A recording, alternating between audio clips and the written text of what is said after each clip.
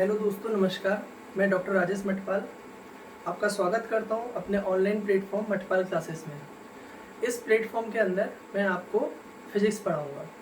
फ़िलहाल हमने class 12th and 11th का कोर्स डिज़ाइन किया हुआ है। इसमें से क्लास 12th का इंट्रोडक्शन मैं आज कर रहा हूँ, इंट्रोडक्शन टू इलेक्ट्रोस्टैटिक्स। तो आपको पढ़ाऊँ इससे पहले मैं खुद का थोड़ा सा इंट्रोडक्शन देता हूँ। मैं डॉक्टर राजेश मटपाल, मैंने PhD किया है एस्ट्रोफिजिक्स में और काफ़ी लंबे टाइम से मैं एकेडमिक्स और हायर एजुकेशन में पढ़ा रहा हूँ। अभी एक यूनिवर्सिटी में जॉब कर रहा हूँ।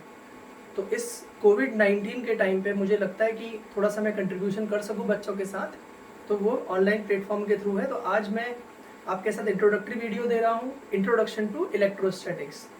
तो कुछ बातें हैं जिन्हें हमने ध्यान देना है। आज की क्लास में मैं आपको सिर्फ इंट्रोडक्शन देने वाला हूँ। फिर बाद में 1 बाय 1 आपके लिए मैं वीडियोज़ बनाऊँगा, जिसे आप देखेंगे। जैसे मैं टॉपिक वाइज वीडियोस आपके लिए बना के भेजूंगा, जो बहुत लेंदी ना होकर के छोटे भी हो सकते हैं और कभी कभी रिक्वायरमेंट के हिसाब से लेंदी भी हो सकते हैं। तो देखिए, मेरे टॉपिक आज जो मुझे पढ़ाना है आपको वो है इलेक्ट्रोस्टैटिक्स। इलेक्ट्रोस्टैटिक्स को हम समझते हैं और पूरी की पूरी यूनिट इलेक्ट्रोस्टैटिक्स में थोड़ा सा ओवरव्यू डालने की कोशिश करेंगे और समझने की कोशिश करेंगे, ताकि हम क्या कर सकें, आने वाले टाइम में जब मैं कोई टॉपिक उठाऊँ तो आपकी पहले से एक समझ बनी रहे उस टॉपिक को लेकर के और आपको ईजिली वो चीज़ें समझ में आ जाए।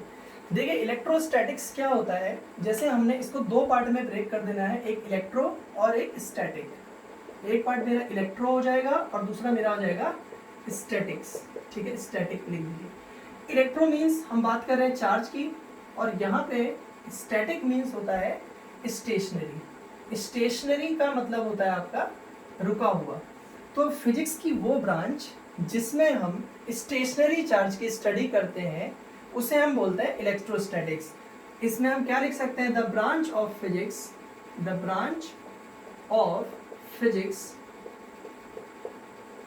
which deals with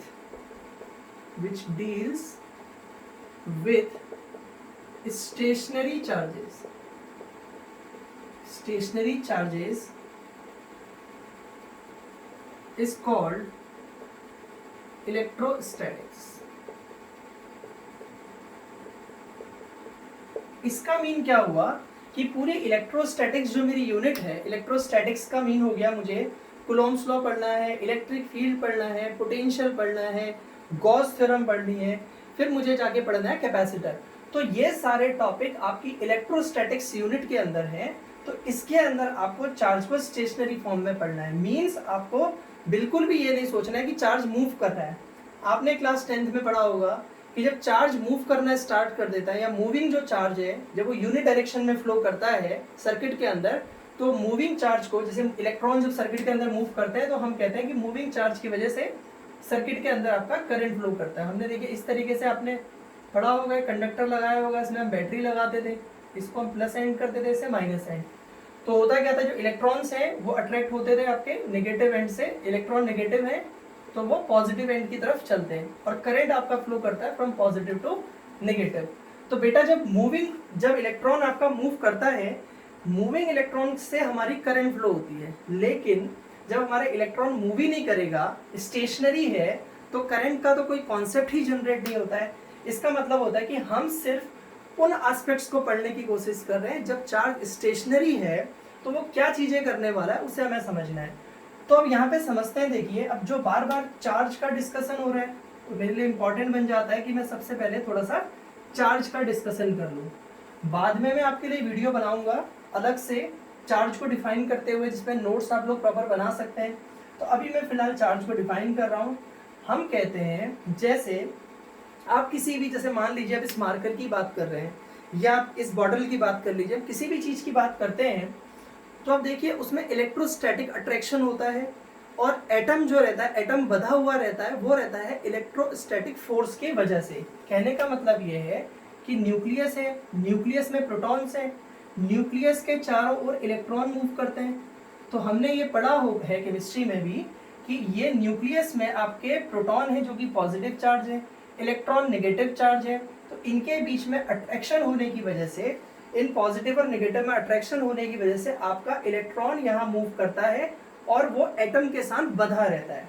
ये बाइंड है न्यूक्लियस में जो प्रोटॉन है, और न्यूक्लियस के अंदर जो प्रोटॉन है जिनके पास पॉजिटिव चार्ज है, और इलेक्ट्रॉन जो है उनके पास नेगेटिव चार्ज है, उनके अट्रैक्शन की वजह से इलेक्ट्रॉन न्यूक्लियस के अराउंड घूमता रहता है।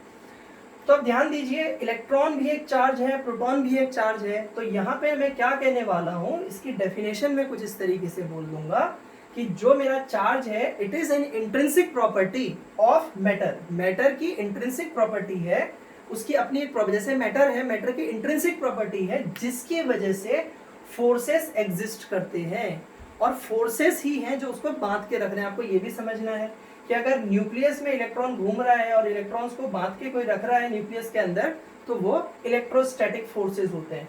तो इलेक्ट्रोस्टैटिक्स हमने पढ़ रहे हैं, इलेक्ट्रोस्टैटिक फोर्सेस को हमें पढ़ना है। देखिए, जब हम बात करते हैं चार्ज की, तो चार्ज हमारा, हम चार्ज को दो पार्ट में डिवाइड कर देते हैं।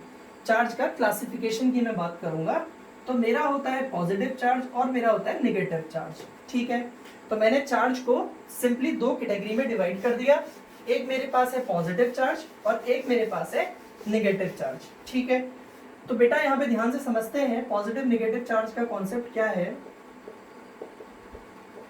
देखिए, मैं आपको क्या करने वाला हूं, हर यूनिट के अंदर एक कैप्सूल दूंगा। उस कैप्सूल को आपने बस मान लीजिए घटक लेना है, या उस कैप्सूल मीन्स मेरे लिए यहाँ पे कॉन्सेप्ट है। हम बोलते हैं कि कॉन्सेप्ट क्लियर होने चाहिए। आप किसी से भी बात करते हैं, कोई भी आपको पढ़ाता है तो आपसे एक ही बात बोलता है कि बच्चों तुम्हारा कॉन्सेप्ट क्लियर होना चाहिए, बोलते हैं। तो कॉन्सेप्ट क्या चीज है, कॉन्सेप्ट बोलो या कैप्सूल उसको बोलता है। अगर आपने एक बार इस इलेक्ट्रोस्टैटिक्स का कॉन्सेप्ट समझ लिया तो फिर इलेक्ट्रोस्टैटिक्स के अंदर कोई भी टॉपिक आएगा तो वो आपको परेशान करने वाला नहीं है। तो कैप्सूल क्या चीज है उसे हम देखते हैं। देखो बेटा, मैंने तुम्हें कहा एक पॉजिटिव चार्ज होता है, एक नेगेटिव चार्ज होता है। पॉजिटिव का एग्जांपल हो गया जैसे आपका प्रोटॉन, और नेगेटिव का एग्जांपल हो गया आपका, जैसे मैं बोल रहा हूँ इलेक्ट्रॉन की बात कर रहा हूँ। ठीक है, तो एक्सपेरिमेंट ने आपको ये सजेस्ट किया है, एक्सपेरिमेंट से हमने ये देखा, एक्सपेरिमेंट्स ने हमें क्या दिखाया कि आपके अगर ये पॉजिटिव चार्ज है और ये दूसरा भी पॉजिटिव चार्ज है, तो पॉजिटिव पॉजिटिव को रिपेल करता है, नेगेटिव नेगेटिव को रिपेल करता है, और पॉजिटिव नेगेटिव को आपका अट्रैक्ट करता है। अब इस चीज को आप समझिए, पॉजिटिव पॉजिटिव को रिपेल कर रहा है, नेगेटिव नेगेटिव को भी रिपेल कर रहा है, और पॉजिटिव नेगेटिव को क्या करता है, अट्रैक्ट करता है। तो यहाँ पे जो मैं आपको कैप्सूल या कॉन्सेप्ट की बात कर रहा हूँ पूरे इलेक्ट्रोस्टैटिक्स के अंदर, वो यही लगने वाला है कि पॉजिटिव को पॉजिटिव रिपेल करता है, और नेगेटिव को नेगेटिव रिपेल करता है, और पॉजिटिव को नेगेटिव क्या करता है, अट्रैक्ट करता है। तो बेटा ये रिपल्सिव फोर्स है, ये भी रिपल्सिव फोर्स है, और ये कैसा फोर्स है आपका, अट्रैक्शनल फोर्स। तो आपने सिर्फ ये चीज समझनी है कि चार्जेस के बीच में अट्रैक्शनल और रिपल्सिव फोर्सेस एग्जिस्ट करते हैं।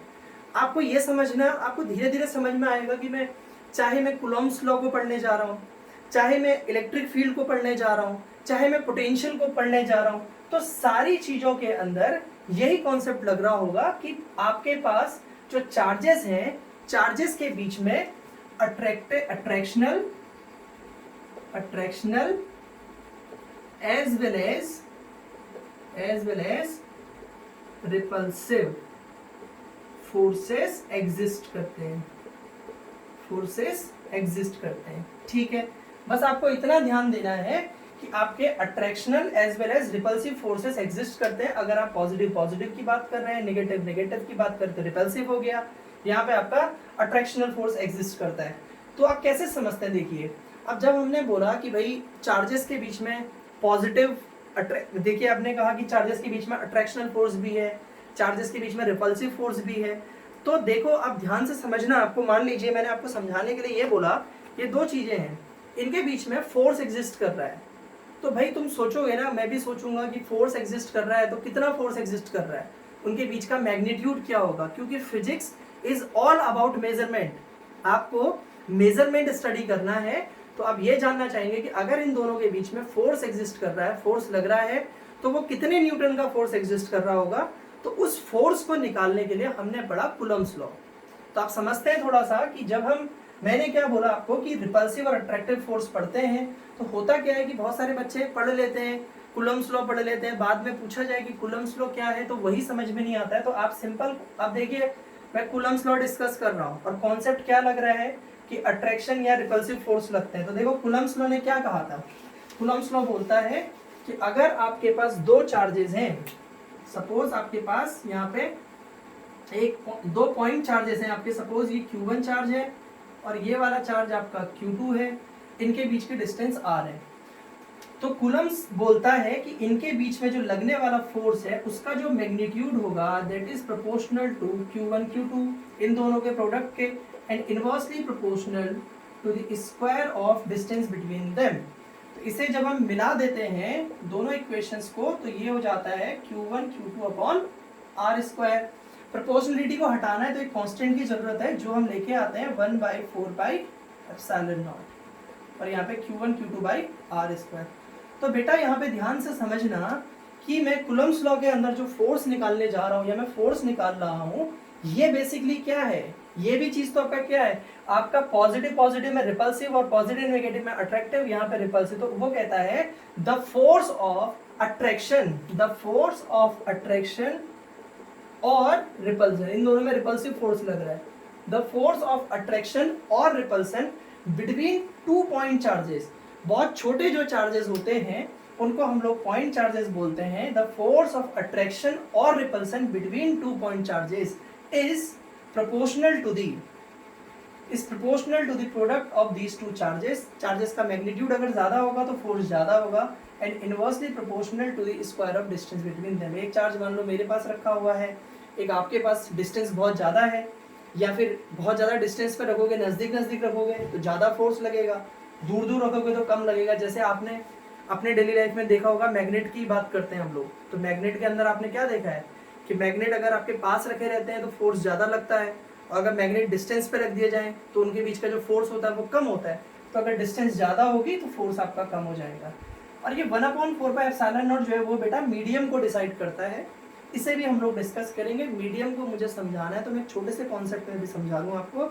जैसे आपके पास दो मैग्नेट रखे हुए हैं, उन मैग्नेट के बीच में आप कुछ नहीं रखिए, एयर है, तो फोर्स ज्यादा लगेगा। अगर आप उनके बीच में पानी रख दो, पानी मीन्स आप कागज ही रख दो, प्लास्टिक रख दो, उन दोनों के बीच में कोई मीडियम इंट्रोड्यूस करवा दीजिए, तो उसके बाद जो लगने वाला फोर्स है वो कम हो जाएगा। तो अगर मैं मीडियम को चेंज करता हूं तो फोर्स आपका डिक्रीज हो जाता है मैग्नेट के बीच में। तो जैसे आपका मैग्नेट के बीच में फोर्स डिक्रीज हो रहा है, उसी तरीके से आप यहाँ पे भी देखेंगे तो दो चार्जेस के बीच में अगर आप मीडियम को इंट्रोड्यूस करवा देते हैं तो फोर्स डिक्रीज होता है। एप्सिलॉन नॉट परमिटिविटी है, ये फ्री स्पेस के लिए रहती है, और जब आप मीडियम इंट्रोड्यूस करवाएंगे तो वहां पे हो जाएगा 1/4πε। तो मीडियम की परमिटिविटी एप्सिलॉन हो गई, आपका Q1 Q2 by R square formula हो जाएगा। बाकी सारी चीजें सेम रहेंगी, बस ये एप्सिलॉन नॉट की जगह आपका एप्सिलॉन हो जाएगा जो मीडियम के लिए चेंज हो जाएगा। तो देखो कॉन्सेप्ट क्या लगा कि पॉजिटिव पॉजिटिव रिपेल करता है, नेगेटिव नेगेटिव रिपेल करता है, पॉजिटिव नेगेटिव अट्रैक्ट करता है। तो मैंने क्या देखा कि अगर मैं कूलम्ब्स लॉ को भी पढ़ने जाता हूँ इवन, तो कूलम्ब्स लॉ भी अट्रैक्शन रिपल्सन की स्टडी करवा रहा है। ठीक हो गया। अब अगर मैं यहाँ से थोड़ा सा और आगे बढ़ूँ, अब आप यहाँ पे ध्यान दीजिए, मान लीजिए इस पे बेस न्यूमेरिकल आप लोग करते हैं तो उसमें भी आपको कुछ नहीं करना है। जैसे मान लीजिए आपका यहाँ पे कोई चार्ज रखा हुआ है, ये आपका Q1 रखा हुआ है, यहाँ पे आपका एक Q2 रखा हुआ है, यहाँ पे आपका एक Q3 रखा हुआ है। तो बेटा अगर इस पे फोर्स पूछता है Q1 पे कितना, कौन लगाएगा, Q2 लगाएगा और आपका Q3 लगाएगा। बस देखना आपको इसमें डायरेक्शन को होगा कि डायरेक्शन क्या लगेगी। आपका जो Q2 है वो इस डायरेक्शन में लगाएगा, Q3 आपका इस डायरेक्शन में लगाएगा। तो आप रिजल्टेंट निकाल सकते हैं कि अब रिजल्टेंट क्या होगा। आपके पास दो फोर्सेस लग रहे हैं, तो इस पे बेस में न्यूमेरिकल बाद में आपको करवाऊंगा, लेकिन फिलहाल मैं समझाना चाह रहा हूँ। तो आपने यहाँ पे भी क्या देखा, ये कॉन्सेप्ट जो मैं कैप्सूल की बात कर रहा हूँ, तो मैंने ये देखा कि Q2 Q1 पे फोर्स लगा रहा है और Q3 भी Q1 पे क्या लगा रहा है, फोर्स लगा रहा है। मतलब सारा का सारा कॉन्सेप्ट इलेक्ट्रोस्टैटिक्स के अंदर आपका फोर्स का चल रहा होता है। अब यहाँ पे ध्यान से समझना, अगर मुझे एक नेक्स्ट टॉपिक रहता है वो है मेरा electric field. Electric field, electric field क्या चीज होती है बच्चों, ध्यान से समझते हैं। अब आप एक चीज तो समझ गए सिंपल सा कि भाई अगर कोई पॉजिटिव चार्ज है या कोई नेगेटिव चार्ज है, एक चार्ज है उसके पास कोई अगर दूसरा चार्ज आता है, मान लीजिए Q है, इसके पास कोई चार्ज Q0 आता है। अब ऐसा पॉजिटिव नेगेटिव स्पेसिफाई अगर ना भी करे तब भी चल जाएगा। मान लीजिए यहाँ पे कोई पॉइंट चार्ज Q रखा हुआ है, यहाँ पे कोई पॉइंट चार्ज आपका Q0 रखा हुआ है। तो भाई मैंने आपको एक सिंपल सा कॉन्सेप्ट दिया, वो कॉन्सेप्ट कह रहा था कि अगर दो चार्जेस हैं तो दो चार्जेस के बीच में फोर्स लगेगा। तो अब सिंपल सा कॉन्सेप्ट ये बोल दीजिए, जब ये Q यहाँ पे रखा हुआ है, मान लो Q मेरे पास है, Q नॉट आपके पास रखा हुआ है, तो ये बहुत दूर है, तो इसका तो उसको प्रभाव कोई पड़ने वाला नहीं, कोई इफेक्ट इस पर पड़ेगा नहीं। लेकिन अगर Q नॉट को मैं आपके पास से नजदीक लेके आऊं और इसके एक सर्टेन डिस्टेंस पे लेके आऊंगा तो क्या होगा, अभी हमने पढ़ा कि एक चार्ज दूसरे चार्ज पे फोर्स लगाएगा, तो ये चार्ज ने इस चार्ज पे फोर्स लगाना है।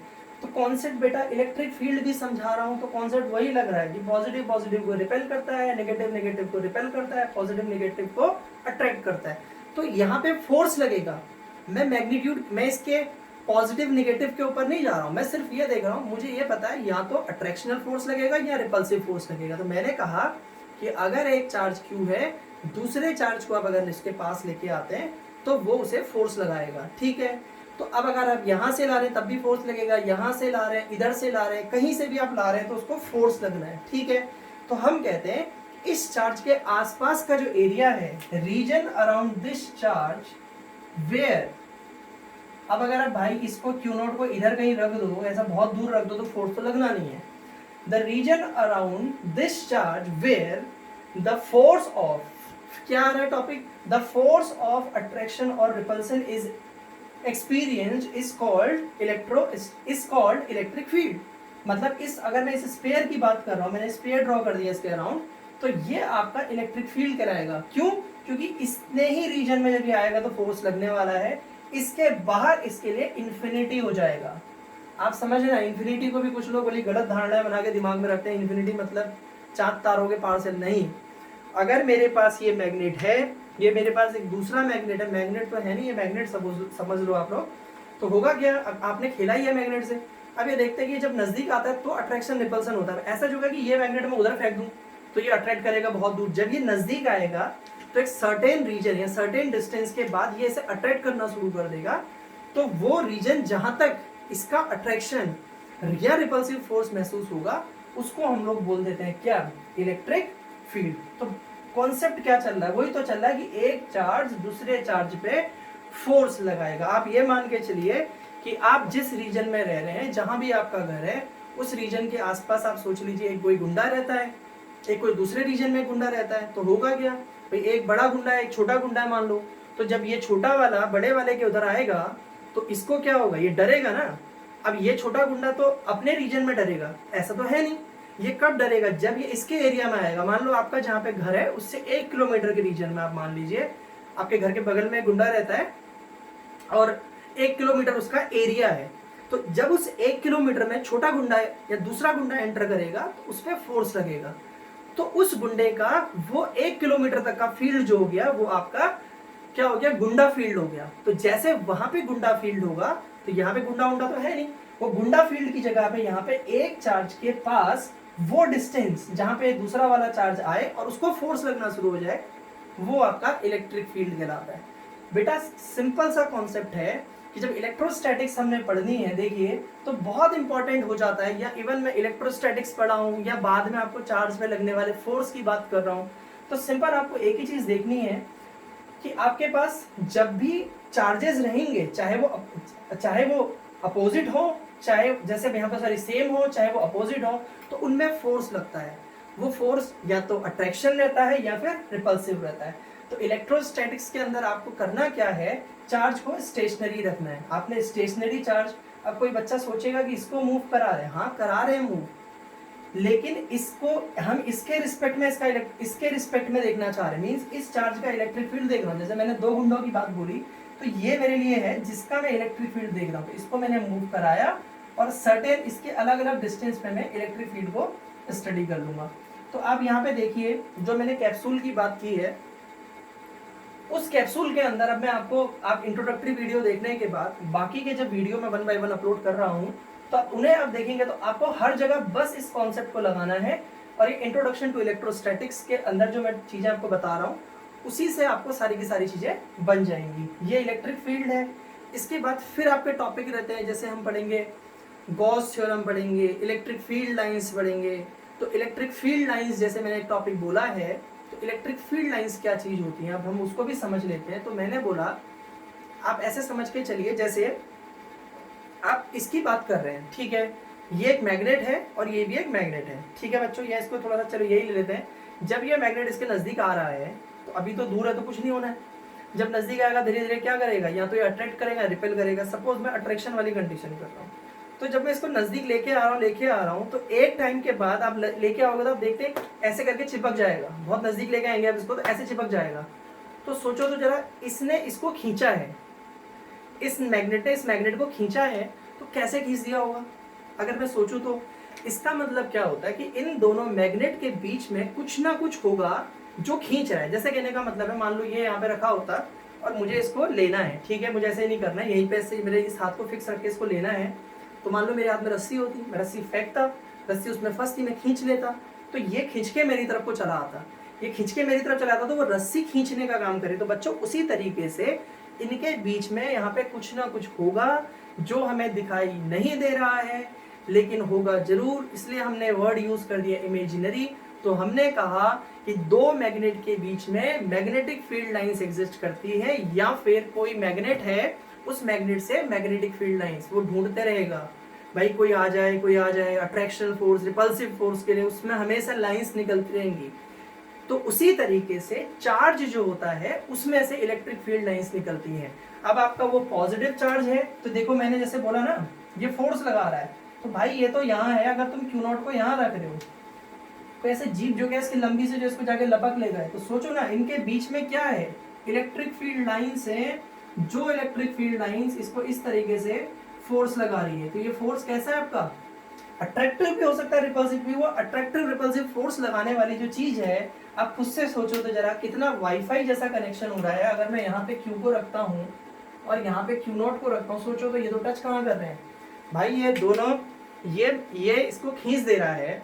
अगर ये मैग्नेट है, कैसे खींच दे रहा है, मैं तो टच भी नहीं कर पा रहा हूँ। आपने खुद के एक्सपीरियंस क्या होगा, हल्का हल्का धक्का लेना, इसको देते रहना और लास्ट में देखो कुछ चिपक जाएगा इस तरीके से। तो ये कैसे पॉसिबल हो रहा है, ये वाईफाई जैसा कनेक्शन कैसे हो रहा है, क्योंकि इनके बीच में इलेक्ट्रिक फील्ड लाइंस रहती हैं, जो पॉजिटिव से आउटवर्ड और नेगेटिव से इनवर्ड। फिर बच्चे सोचेंगे कि सर तो कॉन्सेप्ट की बात कर रहे थे, तो बेटा ये भी जो लाइंस निकल रही है, सोचो काई के लिए निकल रही है, क्योंकि इसको फोर्स ही तो लगाना है। इलेक्ट्रिक फील्ड लाइंस क्या करेंगे कि जो दूसरा जो चार्ज आ रहा है उसको अट्रैक्ट करना है, ये रिपल्सन करना है, वो आपका थ्रू ये इलेक्ट्रिक फील्ड लाइंस इनके बीच में कनेक्ट हो जाएंगी। तो आप इसको इस तरीके से मूव करवाते हैं, तो सारी की सारी चीजें आपकी पॉजिटिव नेगेटिव के उससे होती हैं। तो आपने इलेक्ट्रिक फील्ड लाइंस भी देखा। तो ये इंट्रोडक्शन है इलेक्ट्रोस्टैटिक्स। इलेक्ट्रोस्टैटिक्स के अंदर हमें स्टेशनरी चार्ज पढ़ना है। नेक्स्ट वीडियो के अंदर मैं आपको जो कराने वाला हूँ, चार्ज कराऊंगा, चार्ज की प्रॉपर्टीज कराऊंगा, न्यूमेरिकल कराऊंगा क्वांटाइजेशन पे, फिर आपका इलेक्ट्रिक फील्ड, इस तरीके से आपका चैप्टर चलता रहेगा। Thank you.